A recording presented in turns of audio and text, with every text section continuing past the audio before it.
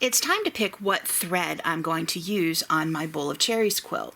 So I've gone to my top 10 favorite machine quilting threads, and I have the colors that I use on almost every single quilt.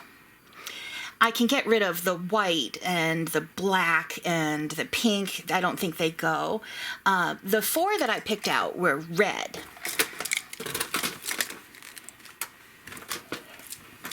green, beige, and black.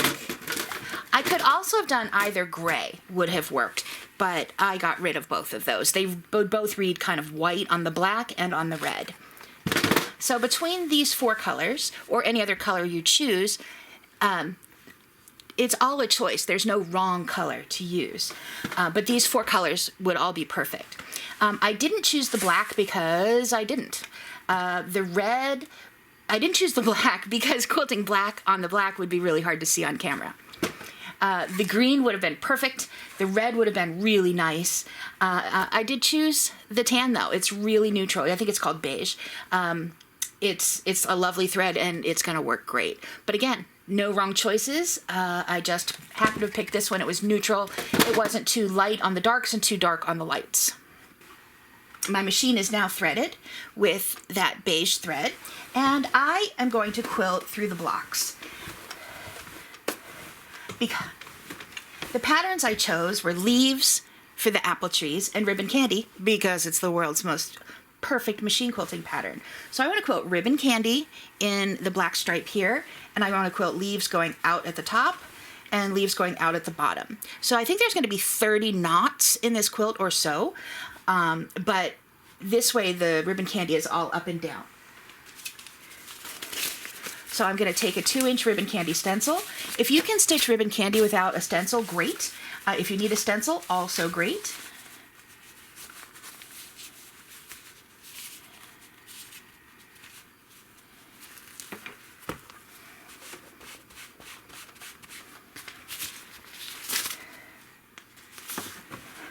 I'm going to make my knot in the intersection right above that middle strip.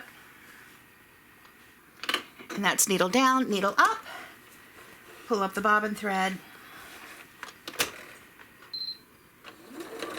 take a couple small stitches. Now to make the leaf, I am going to stitch a curve up from the corner and a curve back down to the corner with a vein. I grab my Batt Scooters to hold my fabric.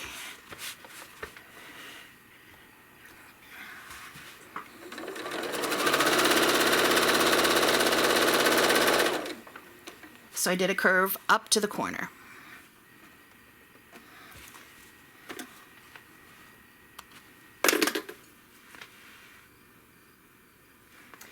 And I'm going to do a curve back to the corner.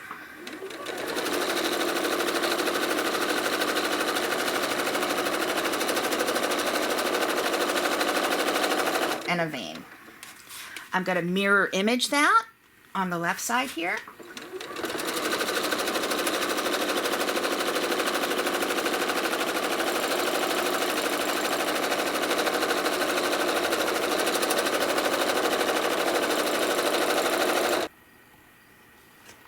So making that leaf, I used the size of that brick as the template for how big the leaf would be. Just tried to fill it with as much of the leaf as possible. To fill as much of the block as possible with the leaf. Now I'm going to stitch over to the side and follow that ribbon candy stencil down.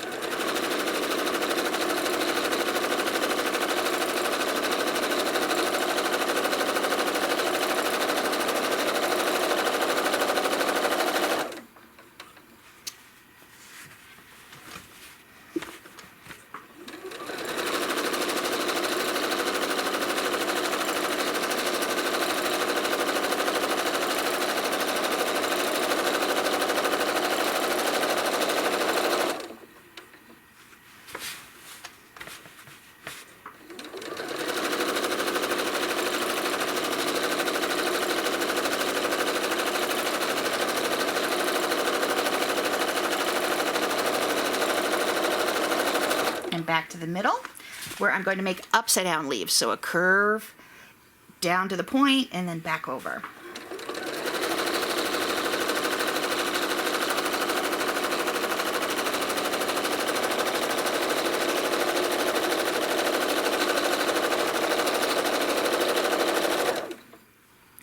you're concerned that all of your leaves aren't going to be the same, look at a tree sometime and realize you're doing just fine.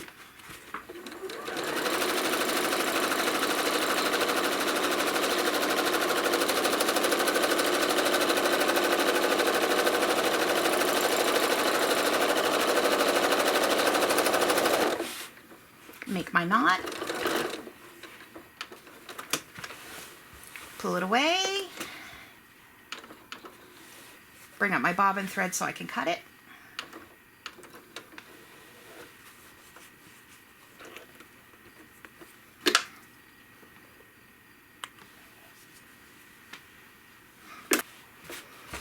And this one is now quilted. I'm going to move up, do the next vertical strip, and do all of the vertical strips this way. Then I'm going to rotate the quilt and do these, but I'm going to quilt them when they're vertical after I turn it.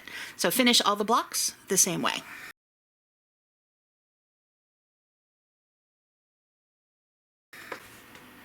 Once I've finished quilting all of the blocks, it's time to quilt the border. I used that same ribbon candy stencil in the border, and the trick to doing the corners is that I don't do the corners. So my border is pieced this way and then here. So the ribbon candy was straight over to here and then straight down here. No one ever looks at my quilts and goes, wow, your ribbon candy, you don't do the corners. No one ever notices it until I point it out. So don't worry about doing your corners. I'm just going to work my way through. I'm going to do that around all 4 sides.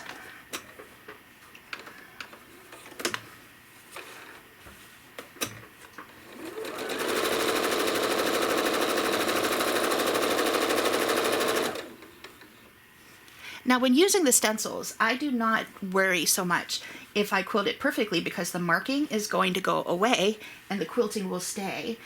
It just gives me a guideline of where to go.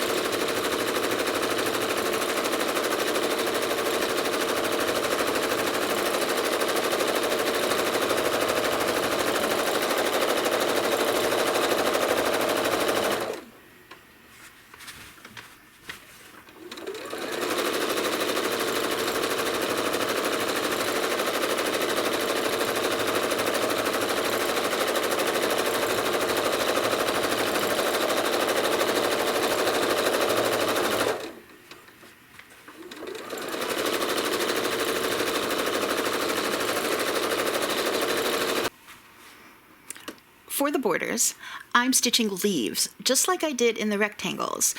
So I'm going to use a size of a rectangle to decide what size of a leaf I'm going to stitch. In this corner here, it's 6-inch border, so it's a 6-inch corner, and I've marked it off and marked the center. So I finished stitching this side, I'm going to stitch down and stitch some 3-inch by 3-inch leaves in here, turn the quilt, and then I'm going to go down this way.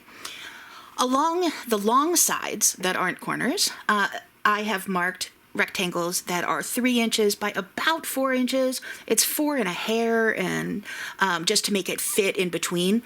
It's not really, precision doesn't matter. Close is really good enough on this. So I'm going to stitch a stem, 4 leaves, a stem, 4 leaves, and continue stitching and go all the way around the border like that. So it's free motion with the same thread, with the same leaves we did in the rectangles in the quilt.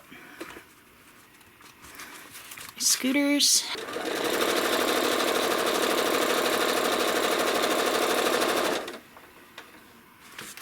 So I'm in the center. Let me turn the quilt.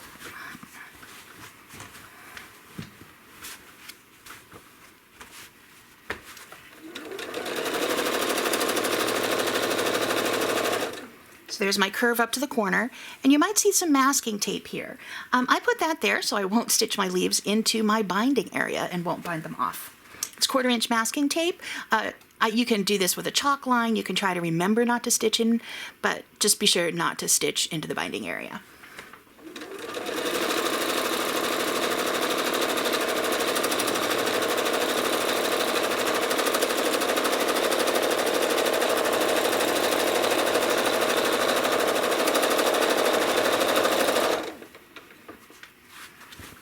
And stitch the two in mirror image.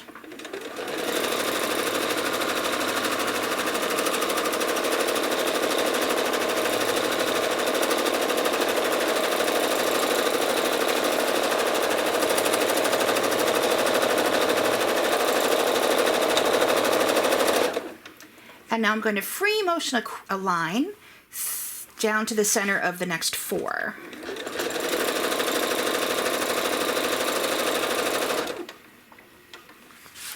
These leaves are going to be more rectangular, but they're going to work just the same way.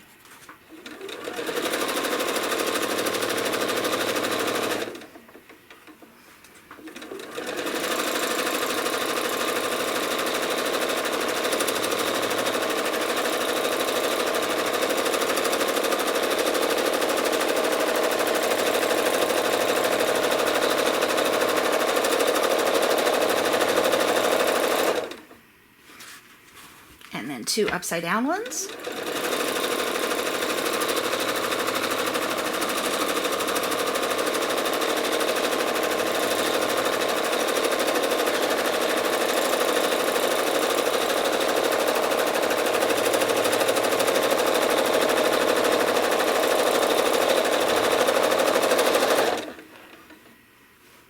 And down to the next one.